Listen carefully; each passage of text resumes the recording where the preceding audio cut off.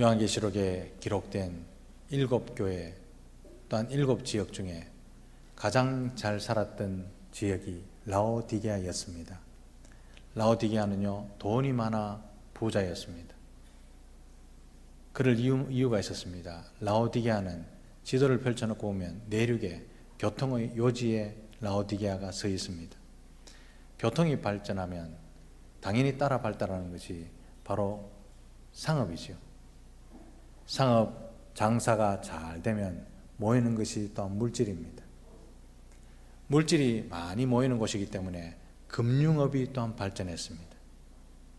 그래서 사회는 현물을 보관하는 장소, 또 이 현물을 이자를 주는 금융업들 또한 업자들이 굉장히 많았습니다. 그도 그럴 것이 이 라오디게아는요, 특별한 기술이 있었습니다. 윤기가 반짝반짝 나는 검은 모직 제조 기술을 이 라오디게아가 소유했습니다. 그래서 그 기술로 말미암아 많은 수입을 올리게 되었습니다. 또 한 가지 특이한 것은 그 당시에 이 라오디게아에 소아시아 지역에 유명했던 의료 학교가 있었습니다. 요즘으로 말하면 의전이죠. 의과대학원이 있었습니다. 그 당시에 팔레스틴 지역이나 고대근동 지역에는 석회성 먼지가 많이 나는 공기, 바람이 불기 때문에 안질에 걸리는 사람이 굉장히 많았답니다. 그런데 위생도 나쁘고 약이 없으니까 눈이 소경이 되는 사람, 귀가 아파서 귀가 들리지 않는 사람이 굉장히 많았는데 이 의전에서, 의료학교에서 유명한 안약과 또한 귀에 바르는 고약을 발견했는데 웬만한 안질은 다 치료되었다고 말하는 유명한 안약이 여기서 개발되어서, 사람이 그렇잖아요. 자기 몸이 아픈데 눈이 가는데 있는 물질 다 팔아서 비싼 약이라도 사지 않습니까? 그래서 이 안약이 이 도시를 부유하게 만들었습니다. 부를 축적하게 됐죠. 단지 이 도시에 단점이 있다면 수자원이 부족해서 물 공급이 잘 안 된다, 이게 부족했습니다. 그래서 교통은 요충지고 부자고 상업이 발달되고 금융업이 다 모이가 있고 윤기나는 검은 모직 제조 기술도 있고 훌륭한 의전도 있으니까 이 도시를 포기하지는 못하고 어떻게 하면 물을 공급할까 고민하다가 바로 라오디게아 위쪽에 있으면, 이쪽에 보면 온천이 있습니다. 히에라폴리스라는 온천이 있는데 그 히에라폴리스에서 물을 수로를 통해서 당겨오는, 로마가 대단한 기술을 갖고 있죠. 수로를 통해서 물을 쭉 당겨와서 온천수를 라오디게아의 식수로 제공하고 또한 쓸 수 있는 수자원으로 제공하는 그런 대토목공사가 열리고 그 토목공사로 인해서 물이 공급되는 데가 라오디게아였습니다. 문제는요, 이 히에라폴리스에서 물을 끌어왔는데 그 펄펄 끓는 온천수가 라오디게아에 도달할 때쯤 되면 먹기도 그렇고 온천하기도 그렇고 식기도 그런 미지근한 상태가 되어버렸답니다. 그래서 이 온천수를 먹기 위해서는 3일 동안 밖에 내놨다가 완전히 식으면 음료로 사용하고 다시 목욕을 하려면 물을 데펴야 되는 그런 수고를 또 감당해야 했습니다. 수자원이 많이 부족했죠. 이러한 부유한 도시에 세워진 라오디게아 교회도 부자 교회였습니다. 라오디게아 교회에는요, 외적 핍박이 없습니다. 지난주도 우리 살펴봤죠. 4대 교회도 외적 핍박이 없습니다. 돈이 많습니다. 내적 갈등도 없습니다. 편안한 교회입니다. 얼마나 부자였느냐 하면 17절을 말씀해요. 그들 스스로도 말합니다. 나는 부자다. 그래서 부족할 것이 없다. 그렇게 생각할 정도로 부자 교회였습니다.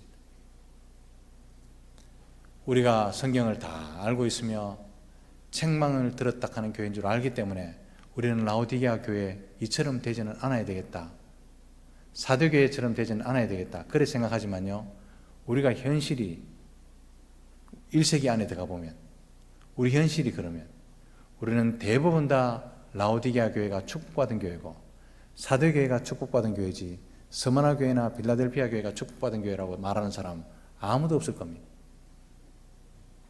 우리는 스무나 교회처럼 되어야 합니다. 빌라델피아 교회처럼 되어야 합니다.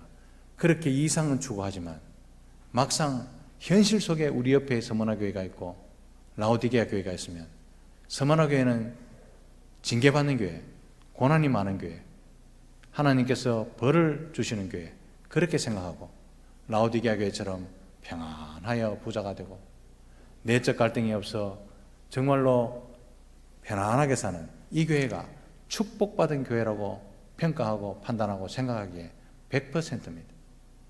지금 우리가 그걸 추구하고 있지 않습니까? 예수 잘 믿어 부자 되고 예수님 말씀 따라 평강을 누리고 내부에 갈등이 없고 이런 교회가 축복받은 교회라고 하지, 내 고난받고 사람 다 흩어지고 사람 별로 모이지 않는 서머나 교회, 그 교회가 우리 옆에 있으면 저 교회 참 복 없는 교회라 그렇게 말하죠. 우리 현실에 들어가 보면 대부분 다 라오디게아 교회, 사대교회 성도들이지 서머나 교회 성도들은 거의 없다는 사실입니다. 아마도 예배당 건물을 화려하고 아름답게 세웠을 겁니다. 왜냐하면 돈이 많으니까. 그게 열심인 줄 알고. 또 안에 들어가 보면요, 내부 인테리어 조각상도 멋지게 꾸며 놓았을 겁니다. 돈이 많으니까. 그러나 사랑하는 성도 여러분, 문제는 화려한 교회의 겉모습이 아니라 변질된 내면이 문제고 흔들리는 중심이 문제라는 사실이죠. 이 부자교회에 예수님은 이렇게 나타나십니다.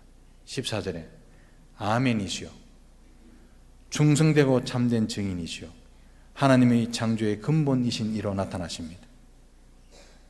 아멘이시오. 아멘이 무슨 뜻입니까? 참으로 진실하다, 참으로 진실하다, 이런 뜻이죠. 우리가 예수 믿는 모든 분들이 진실해야 될 줄로 믿습니다. 겉과 속이 같아야 될 줄로 믿습니다. 그래서 한 번씩 묻습니다. 아멘이십니까? 이걸 묻죠. 아멘이시오. 왜 아멘의 모습으로 나타나십니까? 그리스도의 진실성을 보라, 그리스도의 진실성을 따라 살아라, 그런 말입니다. 왜 아멘으로 나타나십니까? 이 교회는 부자교회고 이 교회는 핍박이 없고 이 교회는 갈등이 없는데 왜 아멘이라 하십니까? 겉과 속이 달랐기 때문이죠. 라오디게아 교회가 진실함이 요구된다. 라오디게아 교회는 진실할 필요가 있다. 이걸 말씀하시면서 묻습니다. 아멘이냐? 그걸 물으십니다. 또 하나님 창조의 근본이신 이로 나타나십니다. 이 말이 무슨 말입니까?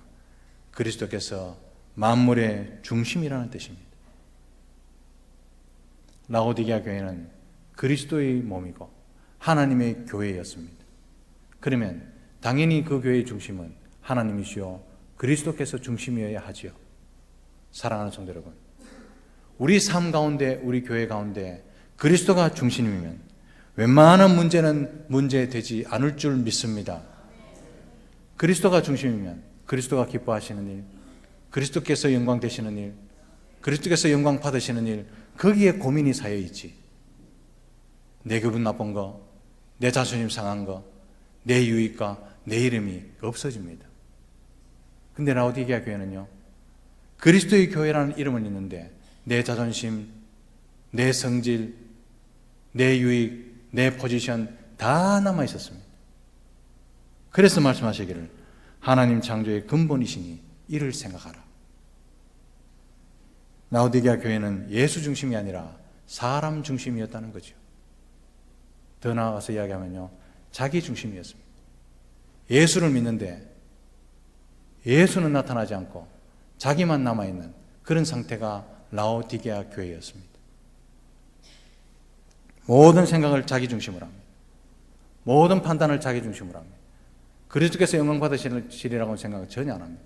그리스도가 중심이 되시면 우리는 쇠해지기를 노력하고 그리스도가 흥하기를 몸부림치는 그 교회가 그리스도의 중심인 교회고 그런 사람이 그리스도가 중심이 되는 사람인 줄로 믿습니다. 15절에 보면 주님은 라오디게아 교회에 내가 네 행위를 아노니, 내가 네 행위를 아노니 라고 말씀하십니다. 이게 행위는요, 복수로서 나왔습니다. 행위들을 아노니, 이런 말씀입니다. 문제는 행위들이 있답니다. 행위들은 있답니다. 움직인답니다. 그냥 한마디로 설치는 거죠. 그 행위들이 있긴 한데 무엇인지에 대해서는 주님께서 말씀을 안 하십니다. 왜 그렇습니까? 하나님하고 관계없는 행위입니다. 그 행위가 사랑인지 인내인지 수고인지 오래 참음인지 온유인지 전혀 말씀을 안 하십니다. 왜 그렇습니까? 이 일은 하는데 주님의 뜻과 전혀 상관없이 하나님 말씀에 전혀 배치되지 않고 자기가 하고 싶은 대로 다 했다는 겁니다. 사랑하는 성도 여러분, 하나님의 말씀에 순종하지 않고 자기 마음대로 행하는 일은 주님 앞에 아무런 의미가 없는 줄 기억하시기를 바랍니다. 하나를 해도 묵묵히 십자가를 지고 말없이 따라가도 하나님 말씀대로 행하는 것은 하나님 장부에 올라가죠. 분주 복잡하게 먼지 날리도록 다니다 하더라도 하나님 말씀에 관계없는 것은 하나님 앞에 아무런 의미가 없는 줄 우리는 기억해야 할 것입니다. 그리고 더 기가 막히는 것은 너희들이 차지도 않고 뜨겁지도 않답니다. 차지도 않고 뜨겁지도 않답니다. 마치 그 라오디게아에 공급되는 식은 온천물처럼 미지근하답니다. 차갑다 이 말은요, 이성적이다 이런 말도 되지만 차갑다 이 말은 신앙에서는 부정적인 의미가 강합니다. 그럼에도 불구하고 우리 주님께서는 차갑든지 뜨겁든지 하랍니다. 이 말씀은 라오디게아 교인들처럼 신앙생활을 하는 것보다는 차라리 냉랭한 기독교가 더 낫겠다 이 말입니다.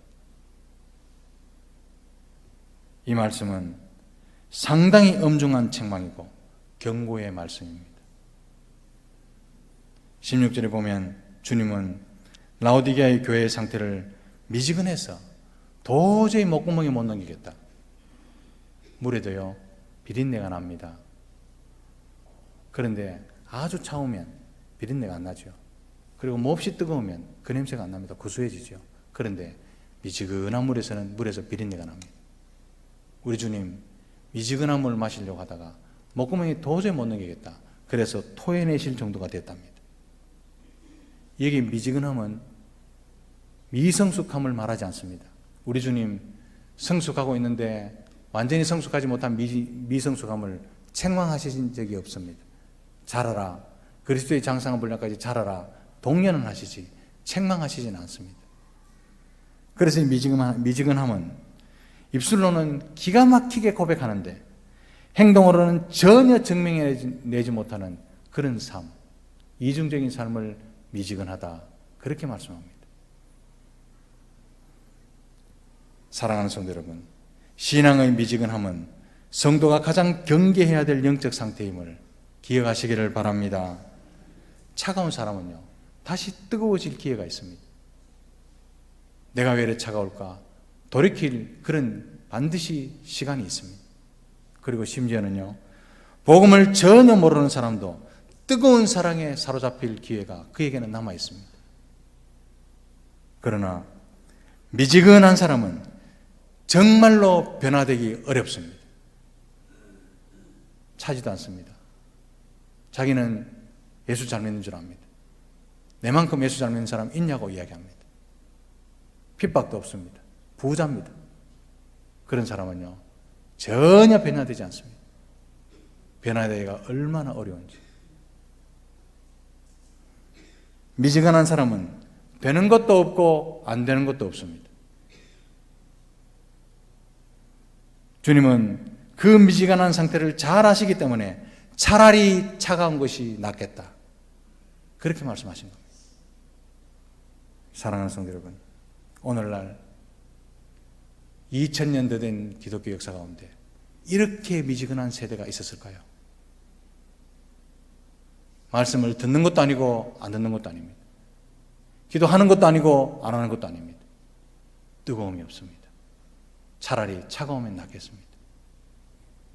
2000년 기독교 역사 중에 말씀이 이렇게 폭포수처럼 쏟아지는데 말씀이 말씀되게 안 하는 그런 시대가 언제였습니까? 라오디게아 교회는 오늘날 이 땅의 교회와 정말로 많이 닮은 것 같습니다. 우리의 상태가 미지근합니다. 말씀을 들어도 들을 때뿐입니다. 엄청나게 아름다운 설교가 쏟아지는 세대가 이 세대이지 않습니까? 그런데 그 말씀에 대한 행동이 전혀 없는 세대도 이 세대 이상은 없었습니다. 기도를 해도 미지근합니다. 찬송을 해도 미지근합니다. 이런 시대가 있었습니까? 말씀을 전하고 피를 토하듯이 말씀을 쏘는데도 삶은 똑같습니다. 그 말씀이 내 삶 속에 적용되고 그 죄를 지적당하는 것을 싫어하는 시대입니다. 송곳 같은 말씀이 본문이 정해지면 목사들이 그 송곳을 깎아냅니다. 목사들이 송곳을 깎아냅니다. 말씀대로 전할 수가 없었어. 그냥 편하게 안식하다 돌아가면 만족하는 줄 압니다. 그게 라오디게아였습니다. 사랑하는 성도 여러분, 이 지상의 교회는 주님이 오실 때까지 치열한 영적 전쟁을 치르고 있는 전투하는 교회임을 잊지 마시기를 주님의 이름으로 부탁합니다. 죄에 대해서 피 흘리기까지 싸워야 됩니다. 히브리서 기자가 피 흘리기까지 싸워라. 왜 그런 줄 아십니까? 그 죄가 하나님을 죽였습니다. 그 죄가 그리스도를 피 흘리게 하고 그 죄가 그리스도로 하여금 채찍에 맞게 했습니다. 그래서 우리는 죄를 두려워하고 죄에 대해서 피 흘리기까지 싸워야 하고 신앙을 미지근하게 만드는 나태함과 싸우며 죽기까지 예수 생명 붙들고 하나님 백성의 본질을 추구하며 살아야 할 줄로 믿습니다. 17절에 라오디게아 교인들은 나는 부자다. 그래서 부족함이 없다. 자기는 그렇게 평가하는데 중요한 것은 주님이죠. 주님은 그 부자교회, 부족함이 없다고 말하는 사람들에게 말씀하시기를 공고하고 가련하고 가난하고 눈멀고 벌거벗었다. 그렇게 말씀합니다. 충격이죠. 공고하고 가련하다는 것은 너무 측은해서 불쌍하다. 측은하게 이루 말할 수 없다. 이런 뜻이고요. 영적으로 병들어서 처참해진 상태, 이 말씀이 가련하답니다. 그들의 판단과 주님의 평가가 달라도 너무 다르다는 것을 주목하시기를 바랍니다. 이에 주님은 18절에 이렇게 말씀합니다. 내게서 불로 연단한 금을 사서 부요하게 하라. 너희들이 너무 가난하다.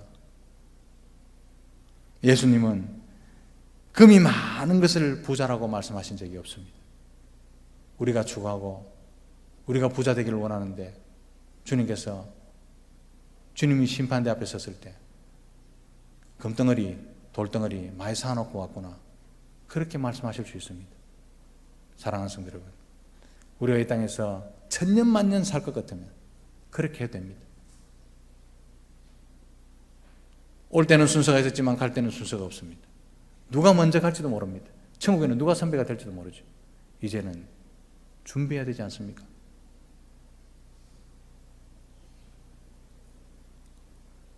부자가 되기 위해서 불로 연단한 금이 필요하답니다. 불로 연단한 금이 뭘까요? 유사한 말씀이 베드로전서 1장 7절에 나타납니다. 너희 믿음의 확실함은 불로 연단하여도 없어질 금보다 귀하여. 이 말씀을 근거해서 볼 때 불로 연단한 금이란 순수한 믿음을 말합니다.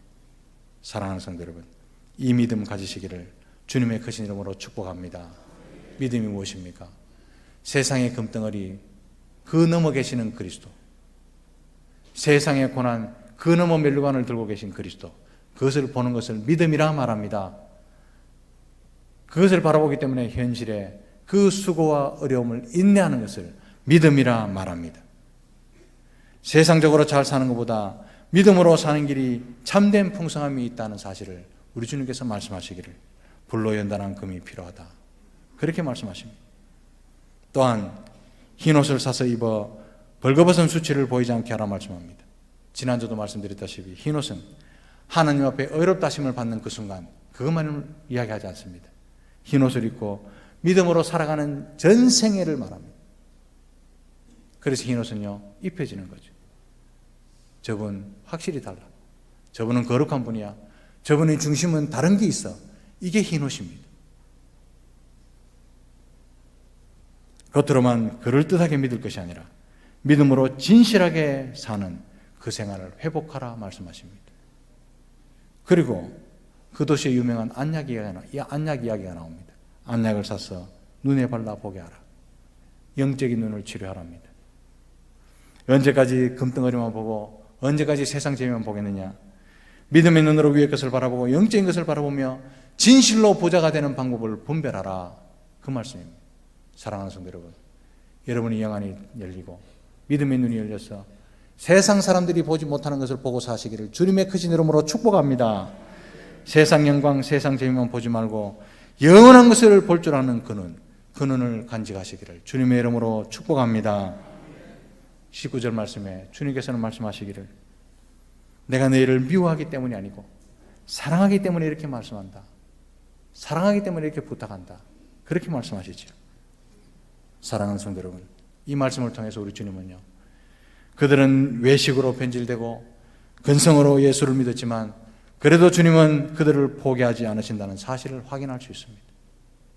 사랑하는 성도 여러분, 주님 한 분 택한 백성 결코 포기하지 않는다는 사실을 믿으시기를 바랍니다. 우리가 변화되기까지 기다리십니다. 주님은 그래서 그들에게 열심을 내라. 내가 너희를 향해서 열심인 것처럼 너희도 나를 향해 열심을 내라.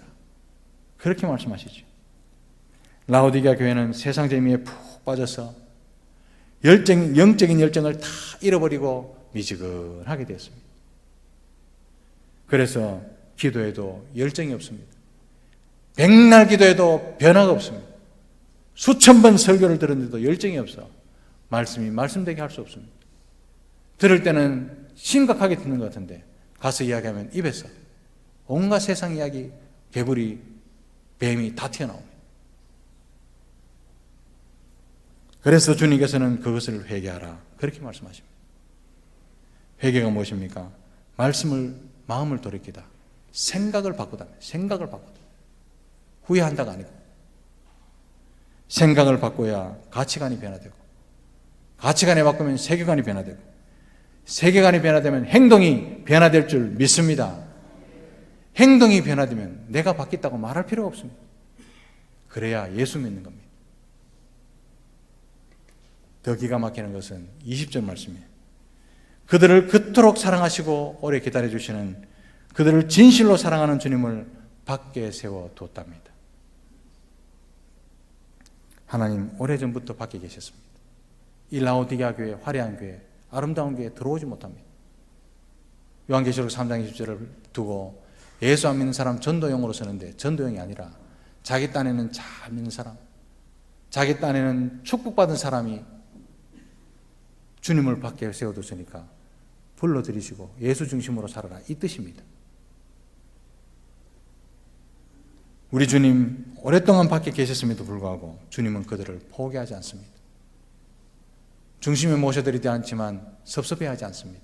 그냥 우리 주님 오히려 그 밖에 서셔서 문을 계속 두드리시는데 열릴 때까지 두드리십니다. 문 좀 열어다오. 문 좀 열어다오. 그것도 한두 번 두드리시다가 그냥 포기하자. 이게 아니고요. 원문성에 보면 열릴 때까지 계속 두드리신다. 무시당하셨는데 또 한 번 바깥에 내쫓기셨는데 그분 중심에 모셔드리지는 못하고 의자도 못 내드렸는데 주님은 계속 문을 두드리십니다. 기도의 문을 열어다오. 회개의 문을 열어라. 열정의 문을 열어라. 문 밖에 서서 지금도 여러분의 문을 두드리시는 그 소리를 들으시기를 주님의 이름으로 부탁합니다. 우리 주님 포기하지 아니하시고 지금도 두드리십니다. 열릴 때까지 두드리십니다. 그러면서 누구든지 문을 열면 회개하고 주님 다시 모시기만 하면 주님과 함께 새로운 삶을 시작하겠다고 약속까지 하십니다. 사랑하는 성도 여러분, 기도의 열정과 회개의 눈물을 잃어버렸다면 그것은 가장 소중한 보물 중에 하나를 잃어버린 것과 똑같습니다. 회개의 눈물이 있는 자에게 용서받지 못할 죄는 없고 기도의 열정이 있는 자에게 절망이란 있을 수 없습니다. 사랑하는 성도 여러분, 지금도 내 문 밖에 서서 문을 두드리시는 그리스도, 그 그리스도에게 문을 열고 그리스도를 중심에 받아들이심으로 말미암아 새롭게 삶을 시작하시는 저와 여러분들 되시기를 주님의 이름으로 축복합니다.